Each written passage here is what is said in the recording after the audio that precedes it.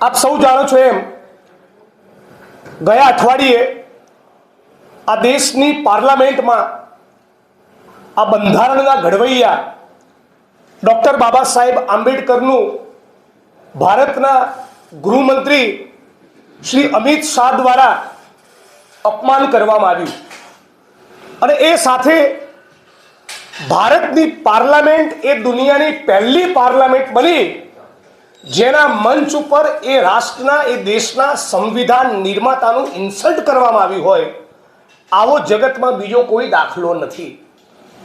अमित शाहे કહ્યું કે आंबेडकर आंबेडकर करना आजकल फैशन बन गया है।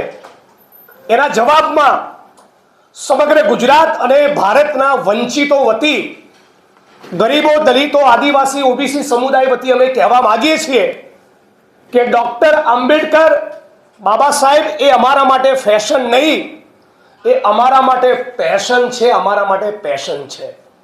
એમણે કહ્યું કે ડૉક્ટર બાબા સાહેબ આંબેડકરનું આટલું બધું નામ લેવાના બદલે ભગવાનનું નામ લીધું હોત તો 7 જન્મ સુધી સ્વર્ગ મળત।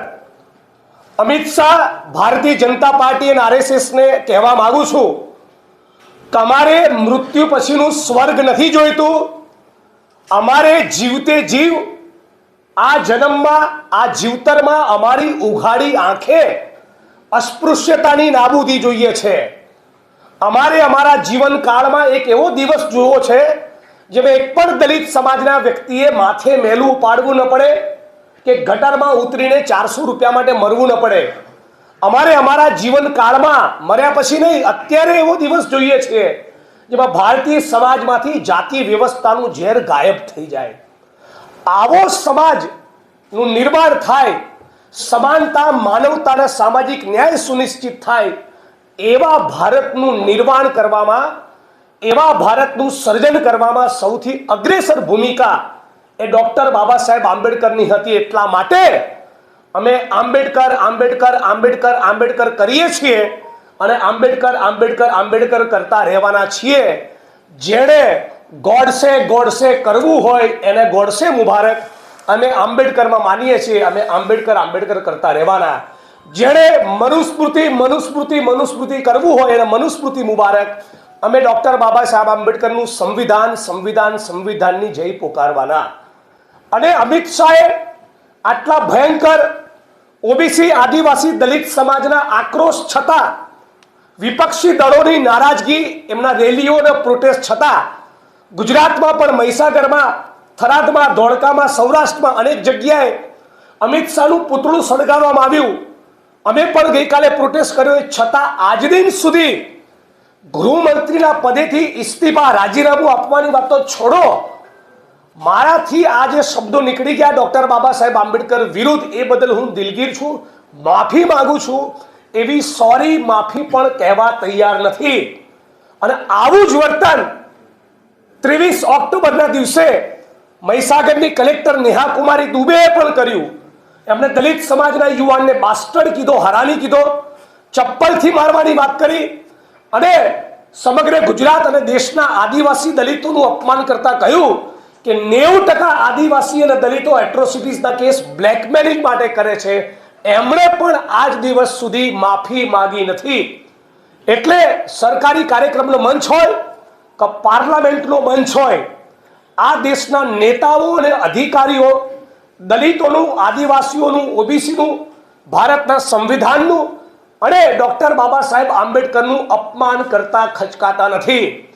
નરેન્દ્ર મોદી જે સંવિધાનની કોપી ભારતના પ્રધાનમંત્રી તરીકે પોતાના લલાટ ઉપર મૂકે છે, એ પ્રધાનમંત્રીના કાર્યકાળ દરમિયાન જ દિલ્હીની સડકો પર આપણા દેશના બંધારણની કોપીઓને સળગાવવામાં આવી। એમના સાંસદો, મંત્રીઓ વારંવાર કહેતા રહ્યા કે અમે આ દેશનું બંધારણ બદલવા આવ્યા છીએ। એટલે હું સતત કહેતો હોઉં છું કે આરએસએસ, બીજેપી, મોદી અને શાહને સૌથી વધારે કોઈક નેતા માટે ઘૃણા અને નફરત હોય તો એ છે ડૉક્ટર બાબા સાહેબ આંબેડકર।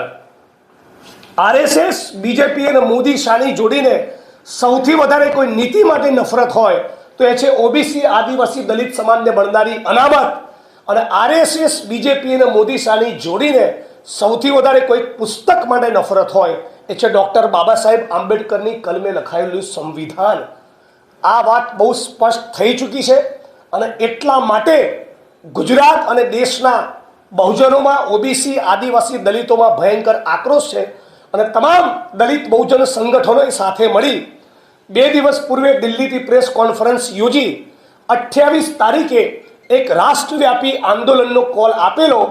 એ કોલને ઝીલીને અમે પણ બધા જ દલિત આદિવાસી ઓબીસી સંગઠનો સાથે મળી બિનરાજકીય રીતે ખોખરામાં જે જગ્યાએ ડૉક્ટર બાબા સાહેબ આંબેડકરની પ્રતિમાને ખંડિત કરવામાં આવી ત્યાંથી નીકળી બહેરામપુરા ગીતા મંદિર થઈ સારંગપુર ડૉક્ટર બાબા સાહેબ આંબેડકરના સ્ટેચ્યુ સુધી પહોંચી અમારો જબરદસ્ત વિરોધનો કાર્યક્રમ કરવાના છીએ, પ્રોટેસ્ટ નોંધાવવાના છીએ અને 28 તારીખે અમે પોલીસ પરમિશન માગી છે. હવે જોવું એ છે કે ગુજરાતમાં કમલમના ઇશારે ચાલતી સરકાર અને પોલીસ જે જુગારના અડ્ડા, કૂટણખાના, દારૂનો કારોબાર અને એમડી ડ્રગ્સનો વહીવટ કરે છે એ અમારા ડેમોક્રેટિક રાઇટ માટે પોલીસની પરમિશન આપે છે કે કેમ, એ અમારે 28 તારીખે જોવું છે.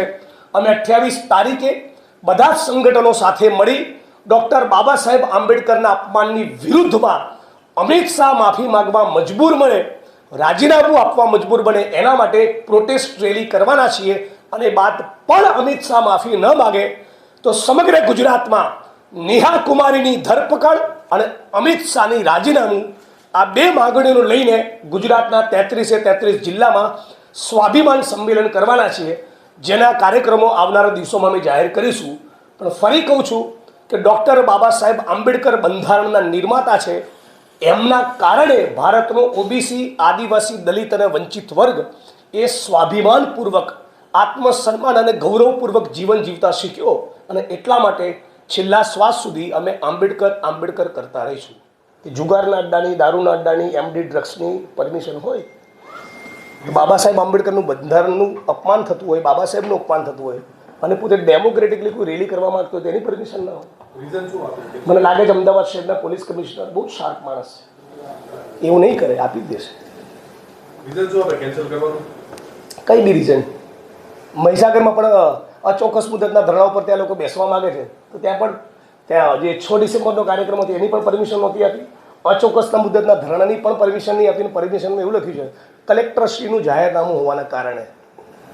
તો પહેલાં તો સવાલ થઈ કે 144 તો જાહેરનામું કે પરમેનન્ટલી થોડી આપવું પડે છે. જિગ્નેશ, અહીંયા સવાલ એ થાય છે કે કાયદો અને વ્યવસ્થા અને પબ્લિક ઓર્ડર બંનેની મેન્ટેનન્સની જવાબદારી નાગરિકોની પણ છે ને પોલીસની પણ. પ્રાઇમરીલી આ જવાબદારી રાજ્ય સરકારની, પોલીસ અને પ્રશાસનની છે. અને દલિત આંદોલનનો ઇતિહાસ ક્યારેય એવો નથી રહ્યો કે બસો સળગાવી, કાયદો હાથમાં લેવો, ટ્રાફિકને નુકસાન કરવું, એવું નથી રહ્યું. એ જ પ્રમાણેનું વર્તન ડેમોક્રેટિક કોન્સ્ટિટ્યુશનલ ફ્રેમવર્કમાં અમારો પ્રોટેસ્ટ રહેશે. કાનૂન અને બંધારણની વાત સૌથી વધારે અમે કરીએ છીએ તો કાનૂન અને બંધારણનું પાલન પણ સૌથી વધારે અમે કરીશું. आप हर संघी से भी इस्तीफे की या उसकी मांग कर रहे हैं कि गुजरात में दलितों की परिस्थिति એના બિચારાના 8 ચોપડીનું કંઈ ગજવું નહીં. અમુક નિર્દોષ બાળકોમાં નહીં પડવાનું, એનું બિચારાને ઉપજે નહીં. થોડો કંઈક કદવાળો માણસ હોય તેનું રાજીનામું બી માંગીએ ને. કાઢવા દો ને. એમનામાં કીધું ક્ષમતા હોય તો જેટલા લોકોએ પેપર લીક કરે આ બધાને કાઢે. જેટલા લોકો ડ્રગ્સ ઘુસાડી રહ્યા છે ગુજરાતની યુવા પેઢીની રગોમાં, એમના વરઘોડા કાઢે. ભારતીય જનતા પાર્ટીના જ મહિલા આગેવાને કહ્યું કે રાજકોટના જસદણમાં 6 દીકરીઓ પરના દુષ્કર્મની વિગતો મારી જોડે પડી છે. એ ભારતીય જનતા પાર્ટીના નેતાઓએ કરેલા દુષ્કર્મ છે, એમના વરઘોડા કાઢે. અગ્નિકાંડના અસલી આરોપીઓના વરઘોડા કાઢે. હરણીકાંડ છે, તક્ષશિલા છે, ક્યાં છે એમની જોડે વરઘોડા કાઢવાનું? બહુ જ બધી વસ્તુ છે. એટલે કેવું છે કે કોઈ બીપીએલ કાર્ડની ચોરી કરી હોય તેની સામે એફઆઈઆર કરવાની, કોઈ 10,000 કરોડનું સ્કેમ કર્યું હોય તેની જોડેથી ફંડ લેવાનું, એવું છે.